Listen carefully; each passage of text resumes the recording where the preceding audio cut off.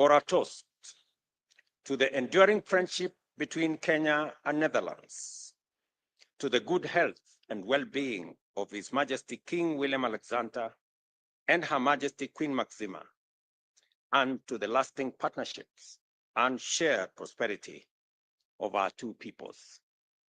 Cheers.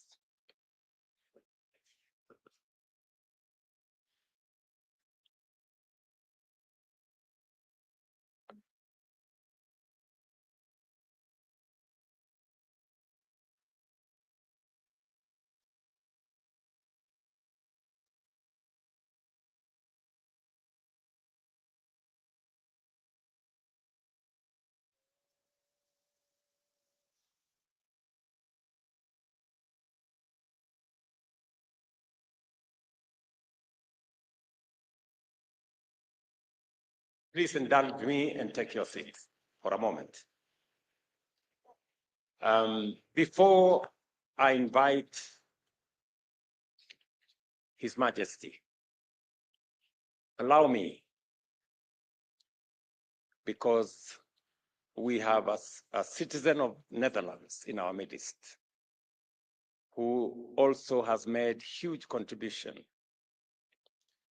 both as the leader of GCA and also the chancellor of the premier university in Kenya, the University of Nairobi, to make very brief remarks before I invite His Majesty. Can he be?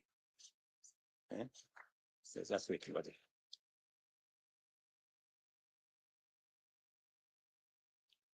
the microphone. Okay.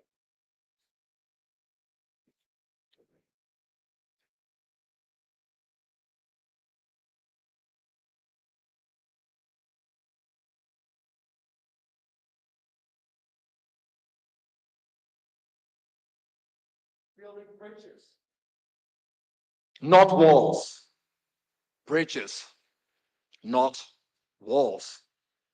That, Your Majesties, King Willem-Alexander, Queen Maxima. That, Your Excellency, President William Ruto. That, distinguished guests. That is in the words of Kenya's founding president, Jomo Kenyatta. And that is precisely why we're all here today. Bridges, not walls. Madaraja, Sikuta. Or in Dutch, bruggen, geen muren. My name indeed is Patrick Verkooyen. I'm the president and CEO of the Global Center on Adaptation. And I'm also honored, Mr. President, to be appointed by you as Chancellor of the University of Nairobi.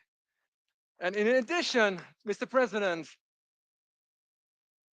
as a national of the Netherlands, I'm likewise a proud subject of their majesties indeed. And Your Majesty, Queen Maxima, you, if I may address you directly, you are the United Nations Advocate for Inclusive Finance. You, madam, you are the voice of the voiceless, building bridges, not walls. But Your Majesties, Mr. President, we know the world is heading in a very different direction right now. New world order, trade wars escalating, development finance slashed, friends turned into foes overnight, and yet we're all here. Because amid the chaos, real leadership is emerging, Mr. President, and thank you for that. And with it, real partnerships can flourish. Your Majesty the King, sir, you were the one who in New York in September 2021, you forged a global movement to adapt our world to our climate in crisis. And again, Your Majesty, in record speed, you were the one who opened the largest floating office in the world, a symbol of hope that we can overcome the crisis. Mr. President, President Ruto, You came to the Netherlands. You visited this Dutch engineering miracle in Rotterdam. And you said to me, if I can disclose, Patrick, I'm not really a swimmer. I'm a runner. And as you said, Mr. President, we're running out of time because for Africa to be the resilient growth engine of the world, it has to be resilient to the climate shocks. And Mr. President, you showed all of us, not just here in Kenya, not just in Africa, but across the globe, what it means to run. Because in record time, you welcomed the Global Center on Adaptation here in Kenya. And that's very that we're so proud of your hosting arrangement. And for their majesties, it's important to realize, and for the Minister of Foreign Affairs of the Netherlands and the Minister of Development Cooperation of the Netherlands, it's important to realize it is the first ever dual headquarter of any global organization. It's not just the Africa office, it's a partnership between Kenya and the Netherlands, celebrated by you, Mr. President. Thank you so much. Building bridges, not walls. Now, in closing, as a friend of Kenya and as the head of the university, your alma mater, Mr. President, I have learned a thing or two about collaboration. Think about it. Of the 1 million graduates of this nation each year, only 1 in 4 lands a formal job. But what about the others? Where will they go? Think about it. Some took to the streets, which we saw last year. Others make it as far as Europe. But if that trickle becomes a tsunami, no wall will be high enough to contain it. And because, as you said, Mr. President, we need to harness the demographic dividend, not fight it. And for that, here in Kenya, here in Africa, we need 3 things: jobs, jobs, jobs. And that's why you, Mr. President, you launched the Big 5 agenda for all universities here on this continent. In closing, the irony is, the sad thing is, many of the students here in Kenya, many of the students here at the University of Nairobi, they are already working highly skilled side jobs. And Madam Majesty, you know in what? Writing papers, not for themselves, not for their classmates, no, for Ivy League students in the United States to make a buck or two. Think about it. That's digital economy globalized and localized. And last November, in closing, Mr. President, you launched here, Silicon Savannah, right here in Nairobi, to turbocharge Africa's digital revolution. So for the business leaders from the Netherlands here tonight, I have one message for you. There is incredible untapped potential here in this great nation, in the digital economy, in high-tech, fintech, agritech, agribiz, much more, if only we build the bridges. And as a Dutchman, I'm here to say, Mr. President, although we may have earned a reputation for going Dutch, we're always open for business, for trade, for commerce. Both our nations, so much to gain through bridges, not walls. Madaraja, Sikuta, bruggen, geen muren. So your majesties, Mr. President, in a divided world, we play defense and we leave chips on the table. But in a united world, Mr. President, which you lead, we're all in, everything to win. In a divided world, fearing our neighbors, we build walls. But Mr. President, as you lead in a united world, joining forces, we build bridges. Mr. President, your majesties, bridges, not walls. And with that, Kenya, unstoppable. The Netherlands, unstoppable. Together, unstoppable. I thank you. Asante sana. Thank you very much indeed.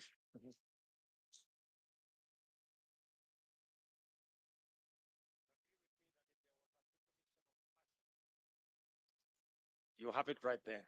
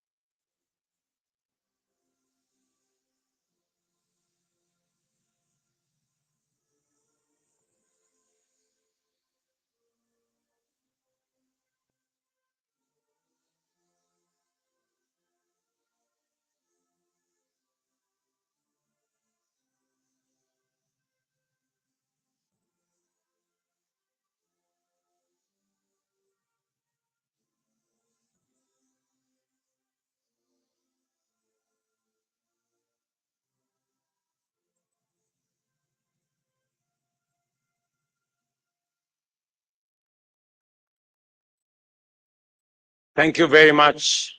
Now it's my humble pleasure to request His Majesty, Willem-Alexander, the King of Netherlands, to come and make his statement.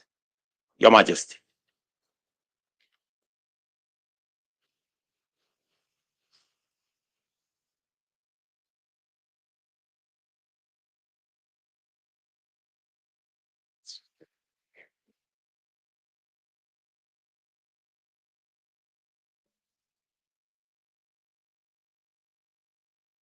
Mr. President, Mrs. RUTO, ladies and gentlemen. Mr. President, thank you for your kind words and for your warm welcome that the Queen and I have received here today. This is our second state visit to the African continent, and we're delighted to be visiting your country, the beautiful and dynamic Kenya.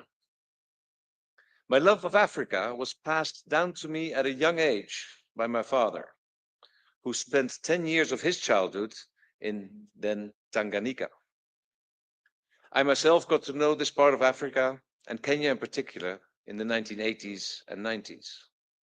First as a pilot for AMREF Flying Doctors, and later as a pilot for Kenya Wildlife Service, where my work included protecting elephants from poachers in Meru National Park.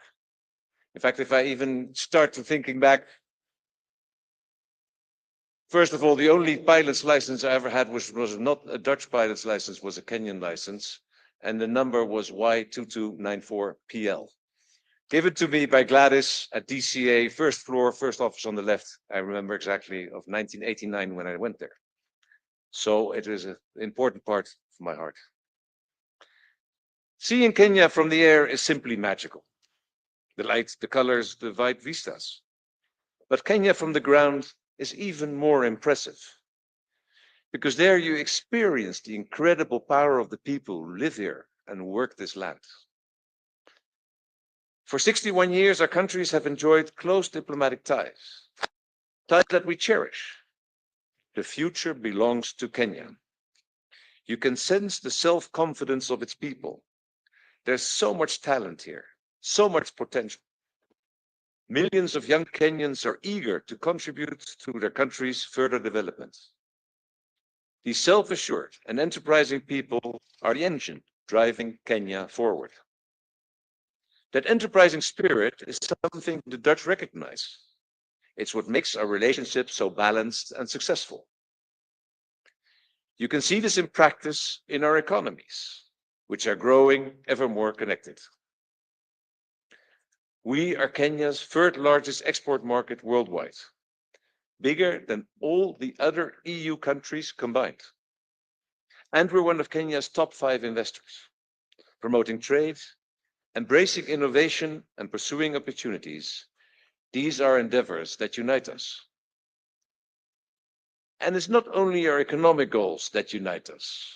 We're both committed to promoting security and stability in Africa and the wider world. Together, we're working to combat terrorist networks that seek to undermine our societies. We're joining forces in maritime operations to keep our shipping routes safe. And we're supporting the UN in its vital work supporting peace. You are home to no fewer than 34 UN agencies, an impressive figure indeed.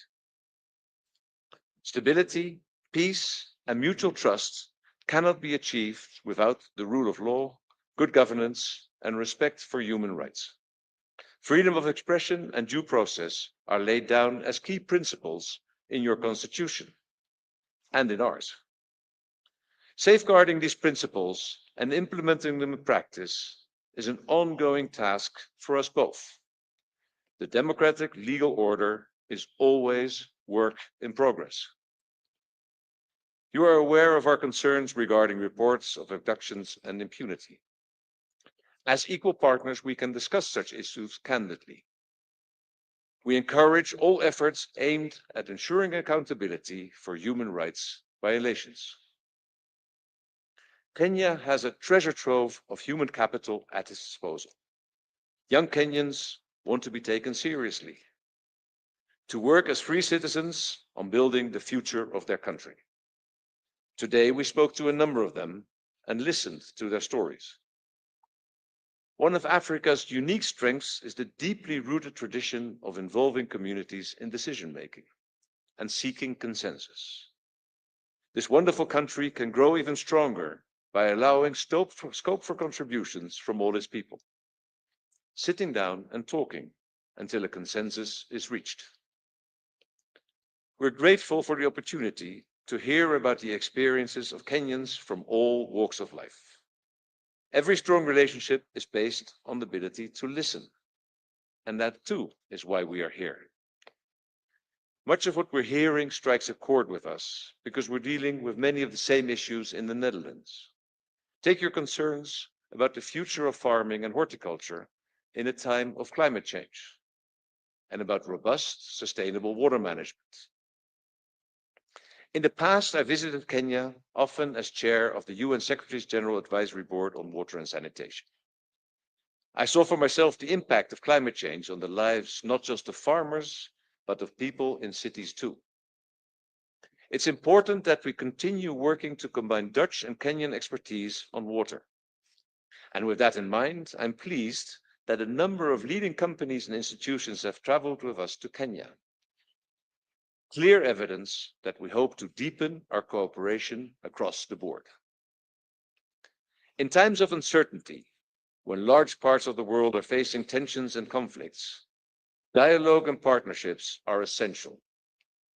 For over 60 years, Kenya and the Netherlands have shown how strong the ties between Africa and Europe and how successful our cooperation has been. As members of bodies like the UN Human Rights Council, we meet each other in the global arena. But you don't experience the magic of Kenya at conferences, however important they may be. You experience it here. The aromas, the colors, the stunning natural beauty, the vibrant city life, and above all, the incredible life force and energy with which the Kenyan people are steering this country into the future. May I ask you all to join me in raising your glass.